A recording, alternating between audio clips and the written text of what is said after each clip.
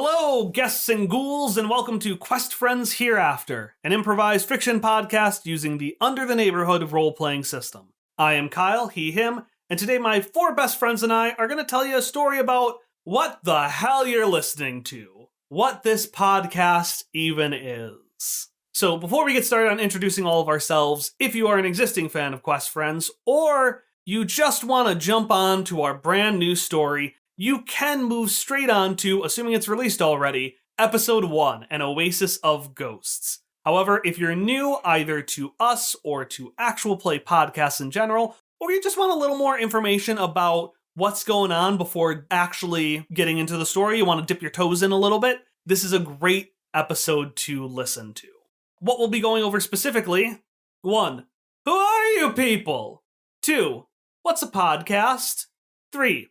Okay, so what's a role-playing podcast, though? 4. What's the role-playing system that we use, and how does it work? 5. What is the world of Quest Friends Hereafter like? 6. Who are we playing? And then finally, 7. How can I listen to the first episode?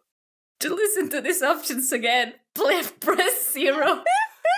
I saw you waiting for that. I was like, what is Ari doing? Is she typing something? I was waiting for that. I've been waiting for this. I got about halfway through the list, and I thought, oh no, numbering this list was a bad idea. That's a lot of numbers. It's a lot of numbers. That's 7 whole numbers. Because I first wrote it down, like, numbers are nice. They're comfortable. They're simple. They know it.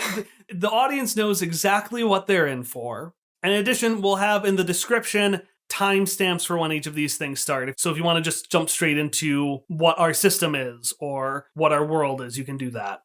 Anyways, now that everyone's spoken, let's introduce ourselves so that the next time we speak, people know who we are. So I've already introduced myself. I am Kyle, he, him. I am your host, and I have other roles that we will get to when they are relevant. The one that compared this to a phone number is me. Hello, I am Ari, pronouns she, her. Is that all I say? That's all you say. That's all you say. We'll get more into it later. They just want to know, you're Ari. That's who you are. Unless we want to do like a fun fact about ourselves. The fun fact is that I made the phone number joke.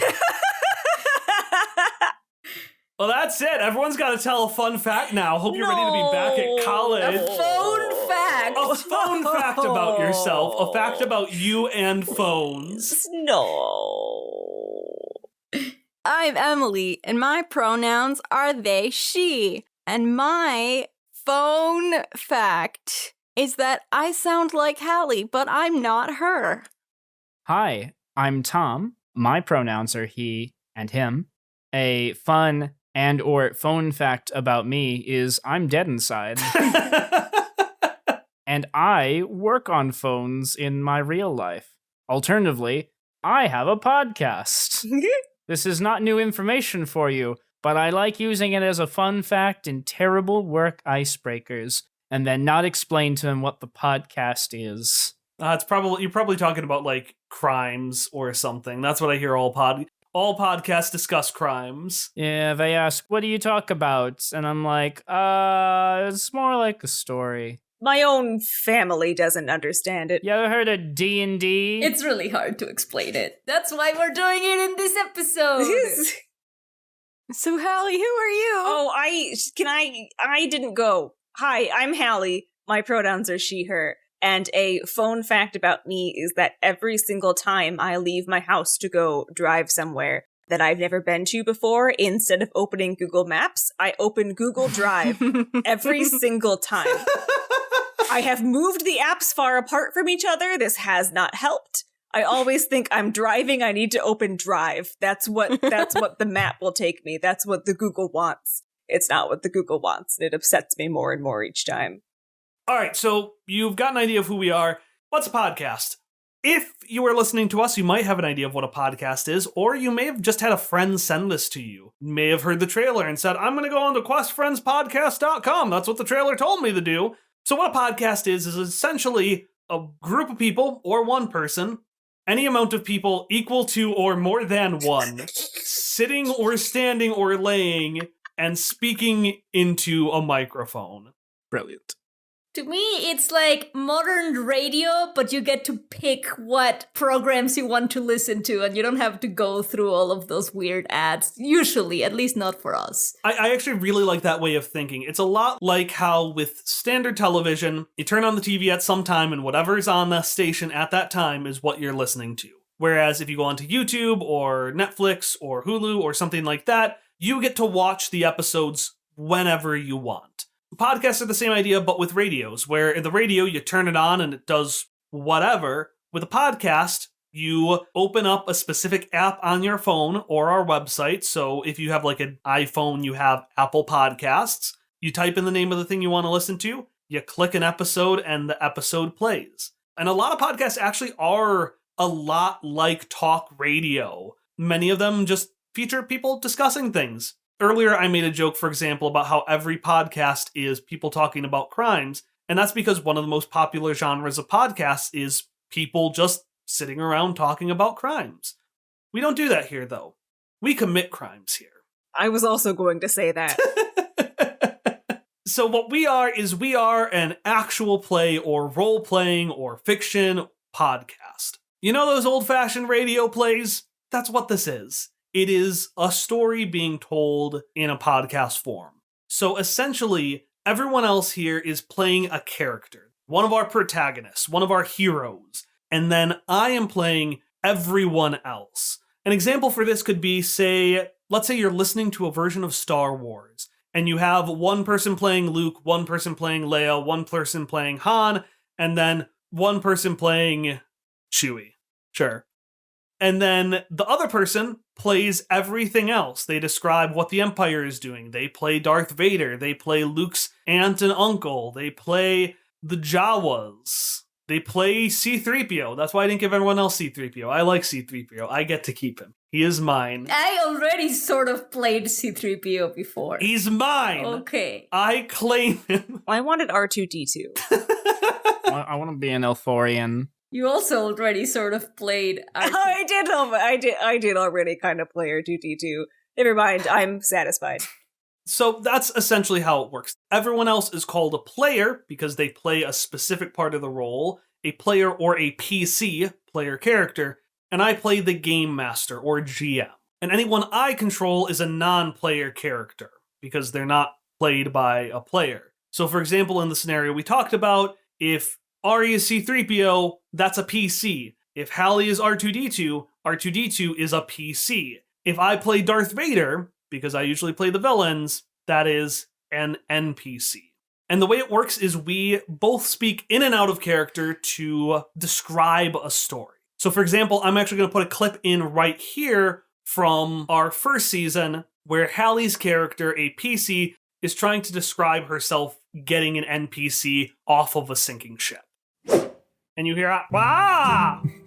I fucking knew it! And you turn over and you hear that sound came from the room you shared with Vespari. I fucking knew he would have just Is he in there? What is he in his room? What? All right. With as much emotion as I just had, Hop goes, Vespari? And a head pokes out. Oh, hello, friend! What are you doing down here? Well, I heard the ship was collapsing, so I was just gathering my things before we headed out. Oh my god, Vespari, forget about your things. Listen, we all have to get out. Come with me and Sarah, okay? But I paid a lot of money on these things. What are your things? Well, there's my card deck from Key. Put them in your pocket. And my card deck from Charmande. Put that in your pocket. And my card deck from Eeg. Put that in your pocket. And my card deck from... Do you need more pockets? I have pockets. Jesus fucking Christ. So what happened there is Hallie described out of character what her character Hopper does, and then speaks as him. And then I respond as the world, because this is improvised. We're coming up with it on the spot. And the only thing besides us that controls what happens is dice. Characters go around, they do things, and then if we aren't sure whether or not they succeed, if a character is trying to climb a very high wall, for example, or trying to convince someone who doesn't really want to listen to them, we roll a dice. And the higher the dice roll is, the better someone does. What? You have something to share with the class? No, I do not. You sure, Hallie? I made my sound effect. I made my sound effect. A fun fact is that some people roll poorly. Consistently.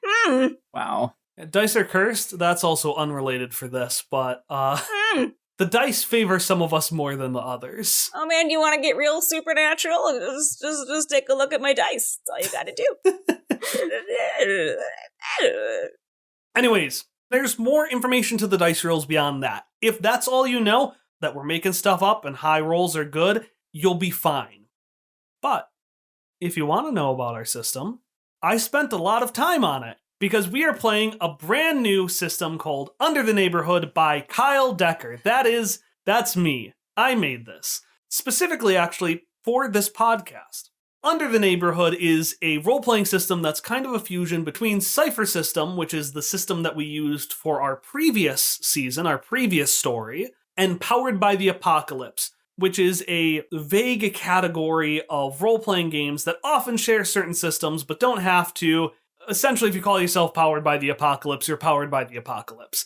The goal of any role-playing system is to create a specific kind of story. So Dungeons & Dragons, the most popular one, sets you in a fantasy world where you're going around as massive heroes, slaying monsters and conquering beasts, and almost inevitably starting a small business. What Under the Neighborhood tries to do is emulate dual world kids' cartoons. So examples that we have for that is Amphibia, a show where a normal girl gets stuck in a world comprised entirely of frog people.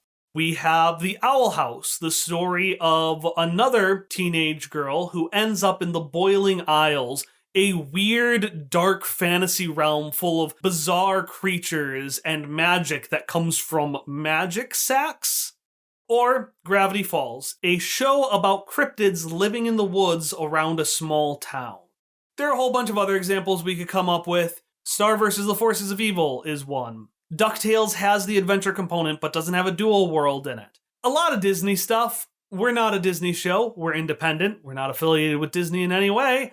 No, we have stayed away from the long, angry claw of the homogeneous mouse. But those shows are a good reference for the kind of fun adventures we're trying to emulate. So essentially, the system is designed to tell stories about normal people going on fun adventures in a world that is split in two. In Under the Neighborhood, when we roll using 2 6-sided dice. So those are the dice you normally have hanging around. You're going to play them for something like Monopoly, but not Monopoly. We aren't playing Monopoly here. We're playing Under the Neighborhood. You roll 2 6-sided dice, and how you do depends on your roll. If you roll a 1 to 6, you get a failure. Whatever happens, it's bad for you. If you roll a 7 to 9, you get a mixed success. You succeed, but at a cost, or not quite in the way you want. Maybe I successfully climbed this wall, but I realize I don't know how to get down, and I'm very afraid. A 10 to a 12 is a full success. That is, unequivocally, you did great. Awesome job. Thumbs up. The only other thing I wanted to mention about the system is its big unique thing, the slice of life complications. So in the shows that we talked about, almost every adventure starts with something mundane. Like, spoilers for Amphibia Season 2, there's an episode where an old frog named Hop Hop commits a string of crimes with a theater troupe that commits crimes and then has to chase them and a giant worm. But this all starts because he sees a group and is like, I've always wanted to be an actor. I'd like to act. Or there's another one from the show Gravity Falls, where the main character, Dipper Pines, he's a 12-year-old boy, and this older, surly teen challenges him to a fight. And in an attempt to avoid this fight, Dipper brings a Street Fighter fighting video game character to life, and then sends this digital character to fight a teenage boy on his behalf. And that's pretty much how they all start. They start with something mundane, which then, because of the magical nature of the world, spirals into something silly and fun. And the way we do this in Under the Neighborhood is that every session starts with us sitting down and providing a boring complication for somebody else. And normally we do it for somebody's character, but since we haven't set our characters yet, let's do it for each other. Let's say we're going to do an adventure starring the 5 of us, and I want to give a complication. So, like, my complication could be that Emily accidentally stepped on their glasses, and the glasses store is closed. So they're going the whole day without glasses. Glasses store. Not the glasses store. My complication for Hallie is she can't get into the car. Fucking rude. Oh, the thing that actually happened to me today. Fucking rude. Yeah, the thing that I said, hey, this would make a great slice of life complication, except that it's because it really happened to me. I would never have been able to make it up. For context, listeners, this might all be cut. Who knows? I tried to go through a car wash today, but it wouldn't accept my card. So I tried a different card and it wouldn't accept that card. And then I tried a third card and it didn't accept that card because of a network error. And because it wasn't accepting my cards, the door to go through the car wash wasn't opening. So I couldn't just cancel and drive through the car wash and then leave. I had to back up through the car wash, except that was impossible because it was a curved car wash lane. I tried, I did my best, but when my car started going, because I couldn't get the curves right, they're much harder going backwards, I just drove back and tried my cards again, and they still didn't work. So then I parked my car in the car wash lane, went inside, asked the man, can you free me from the car wash lane? And he thought that the exit door wasn't opening, but then he saw what the problem was when it came outside. Said, that's a weird problem I have literally never seen before.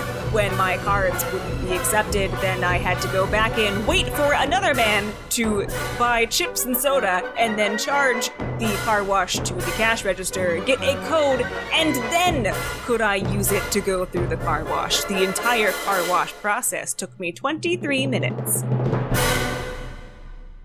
TLDR, Hallie's stuck in the car wash.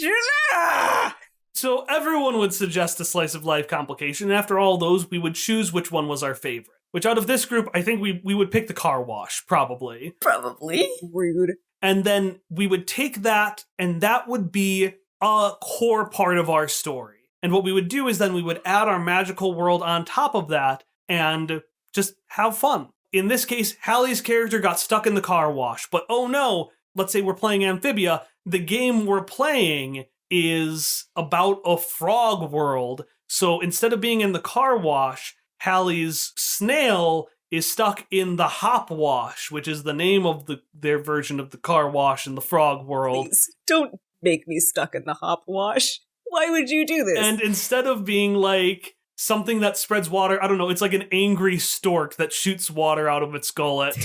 And then as we play on, the stork ends up eating a snail or something like that. What starts as a very mundane, very boring story eventually turns into our heroes trying to rescue their snail car from the hop wash crane. Don't hurt my Kia snail. My Kia snail deserves the best, and he finally got a really good car wash today. So I would hope that my Kia that I confused myself. Cut all of that.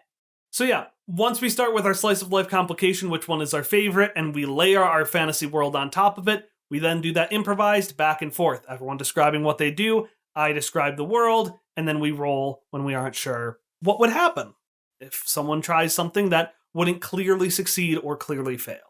That's all we're going to discuss under the neighborhood today, but as I said, it's a brand new system and there is a lot to it beyond just what I said. So if you're interested in Under the Neighborhood, we have links in the description of this episode, and the description is just, if you look up this episode, there should be a section with words next to it. That's the description. Almost always it's below the episode when you look at it on your phone. If you want the full list of rules for Under the Neighborhood, which I spent a lot of time working on, you can purchase the game. We also have a free version with a lot of the rules stripped out, just so you can practice playing the game, practice the core of it without getting bogged down in the details, and just really playing with that slice of life complication and then improv added on top of it.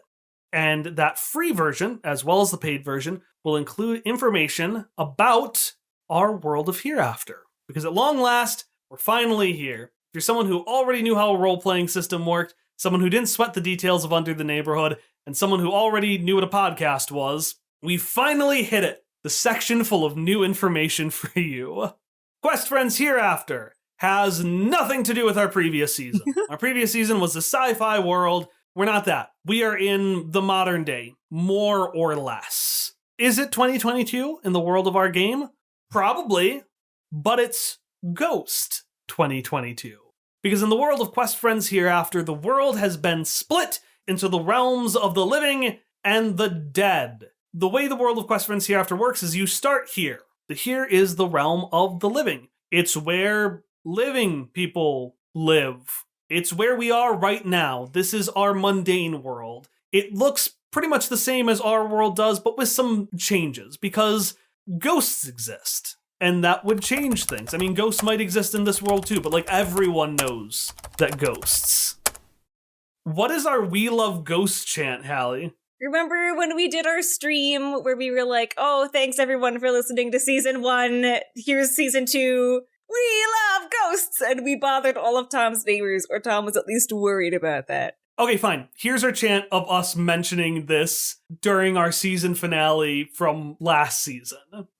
What if the magic was death? What if the Motherfucking ghosts. It's ghost time, baby! Ghosts! We love ghosts. We love ghosts! We love ghosts! We love ghosts! We can't be chanting this right now. It's so late at night. So ghosts exist, but for the most part, the people living in the here are people who look like you and me. They are people who are alive. Then when you die, you go to a place called the Hereafter. The Hereafter is filled with ghosts and ghouls and skeletons and zombies and vampires and whatever other creatures we decide to add. Essentially, if it is an undead mythological creature, it is there in the Hereafter. And that's the basic gist. So you have the here where people who are living live, you have the Hereafter where people who are dead live. And by going to a theroport, which is essentially a intermortal airport, people can freely travel from one realm to the other. Now, I know what you're thinking, Kyle. So, all right, so if you die, you go from the here to the Hereafter. What if you're in the Hereafter and you die? Yeah, we thought about that. We have an answer, and Lucas Bang will talk about it in a future episode. Listen to find out. In addition to humans who regularly go from the here to the Hereafter to the afterworlds, there are creatures called Necromon. And if it sounds like we just made a ghost Pokemon, that's 'cause we did. It's Pokemon, baby! But also Yu-Gi-Oh! But also Cardcaptor Sakura! Could be Digimon. Digital monsters. Necromon, they're cute little critters. Some of them are very ghost-themed, some of them are just... Avocados. Avocados. A weird bird we like. There's a crayon. Any animal that we have taken a fancy to, we have somehow turned it into a Necromon. It's very true. Any animal. Like a book. Yeah, exactly. The majestic book in its natural habitat. And our story begins with a child trying to find her Necromon to participate in the Intermortal Necromon Championship. It's like the World Cup plus the Olympics, but it's just one sport, and that sport is children dueling with books, birds, and avocado. It's the world you've always wanted. You don't have to lie to us. We've done the work for you, and you're welcome. So speaking of children and ghost monsters and tournaments, I should have just stopped with children because that covered the characters. The other ones are just things. Let's talk about our characters. Who is populating our world? Who are our point of view characters? Who are you all playing? I shall be playing this campaign Hilda Mishkiewicz, the guardian who pulls pranks. Hilda's pronouns are she, her. Mechanically, Hilda is all about whimsical shenanigans and protecting the rest of the party. My initial moves have a lot to do with declaring people guilty or switching it so that I can use heart, my strongest stat, instead of, say, fierce or slick.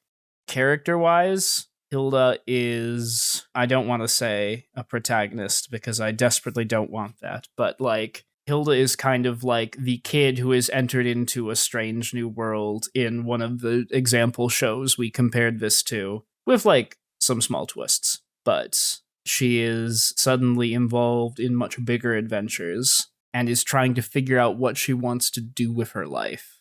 I play Aurelio Enrique Hueso Kanaka, otherwise known as Kike, which is his nickname. He is the opportunist who adapts. So as you can probably tell by his name, Kike is going to be really heavily based on Mexico. So he is basically a Mexican skeleton because he is one of the residents of the Hereafter. So I'm going to both be leaning on the skeleton-y hijinks that he will be getting into, but also I'm going to be getting into a lot of Mexican slang and stuff when I talk as Kike. So I'll have a lot of phrases and stuff and occasionally speaking in Spanish because I'm from Mexico and so I like to show that part of my culture in my character. Kike himself is an old skeleton-y man that just wants to live his life in peace. In the process, he gets into a lot of hijinks that he never asks for. Mm-hmm. His gimmick is that since he's the opportunist who adapts, he adapts to a lot of the things in the environment to get the best of the situation.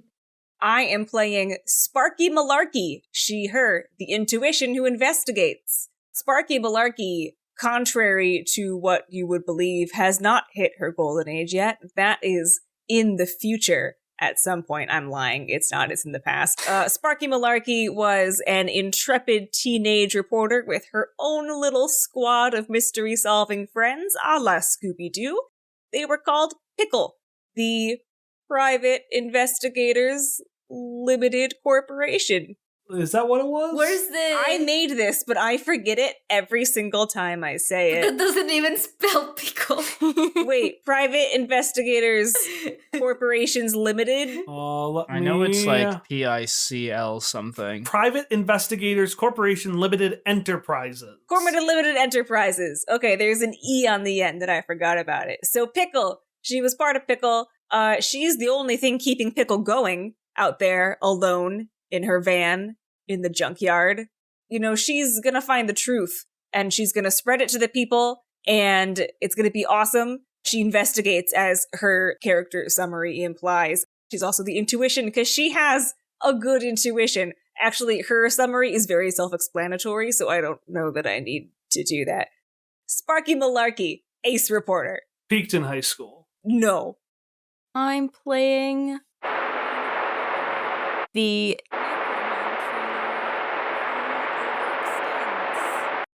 And in addition to all of our main characters, we will also have a variety of NPCs, such as Lucas Bang, fighter name, the aggressive bandit, the former champion of the Intermortal Necromon Championship, Oset Scuba, the head of Scuba Corps, the organization that runs the championship, and Kike's family.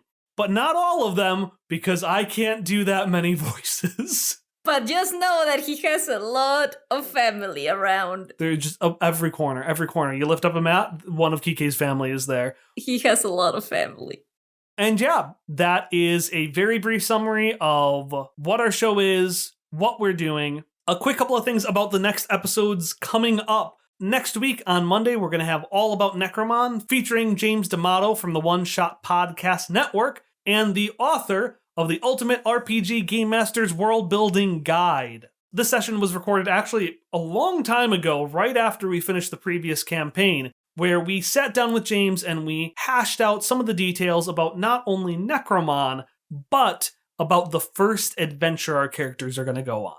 The episode releasing after that is episode 1, An Oasis of Ghosts. This is a double-length episode that serves as the first adventure of our characters. The way our episodes are normally going to work is that they are going to be multi-part adventures, usually two-parters, that all have a kind of episodic format. So episode 1, An Oasis of Ghosts, is going to have a beginning, middle, and an end. Episode 2, after that, Hilda's Rival, is going to be split into two parts, episode 2-1 and episode 2-2. That's going to tell another complete story, and then when that one is done, we'll move on to episode 3-1 and 3-2, which will tell its own adventure. It's basically similar to some of the TV shows that we are inspired to, where they are episodic, but then they also build into an overall plot eventually, but each episode or two-parter episode is a self-contained thing. Yeah, that is a perfect explanation. So again, Next Monday, All About Necromon, featuring James D'Amato. And then the week after that, on Monday, April 4th, Episode 1, An Oasis of Ghosts, a double-length adventure. And then 2 weeks after that, because we have a bi-weekly schedule, Episode 2-1, 2 weeks after that, 2-2, so on and so forth. You can find episodes at questfriendspodcast.com or by searching Quest Friends with an exclamation point on a podcatcher of your choice. So like that Apple Podcast, Google Podcast, Stitcher, we should be on all of them. We're also going to have listen-alongs when episodes release at twitch.tv/questfriends. So if you'd like to listen to an episode on the day it releases with other folks and then just hang out with me as I have a chill little hangout and play a game, you can check out twitch.tv/questfriends at 7 p.m. Central Time on the day the episode comes out. And that's going to be every Monday that an episode comes out, starting with An Oasis of Ghosts. Yeah, and that's pretty much that. Thank you so much for listening. I hope you really enjoy our brand new campaign with brand new characters and a brand new story. We're very excited for the ghosty times. If you wanted to find anything I discussed at all, if you want to find our Twitch page, if you want to find questfriendspodcast.com, if you want to find any of the multiple places that I have put up Under the Neighborhood for purchase alongside the demo version, you can check the description to this episode. But other than that, thank you so much for listening. And if you're going to listen to the James episode, we will see you. You will hear us. We will interact through the medium of you hearing us next week. But for everyone else, whether you're going to catch us on the day it releases or you're going to listen to it right now, we will see you all on Quest Friends Hereafter, Episode 1, An Oasis of Ghosts.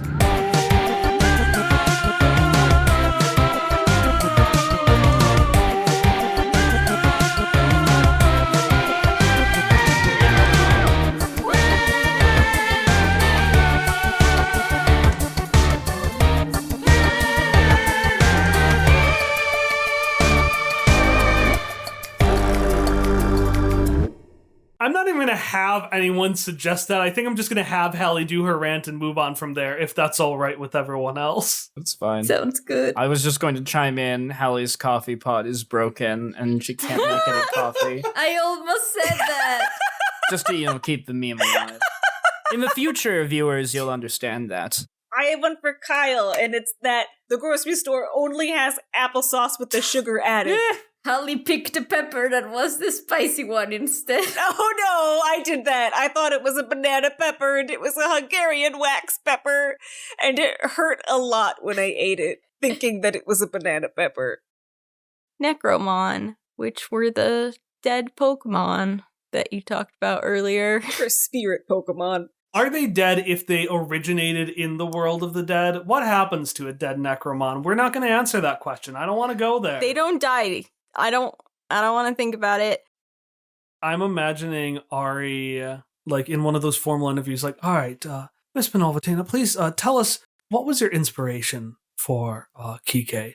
Well, I was, well, thank you, Todd. I was very inspired both to reflect my Mexican culture and also to reflect my experiences as a fucking skeleton. Rips off your mask to reveal that you've been dead this whole time. A red skull pulling off the Hugo Weaving face. I mean, existentially speaking, we are all technically have. Yeah. Pull off your face hard enough, we all have a skull waiting underneath. Jesus Christ. What the fuck?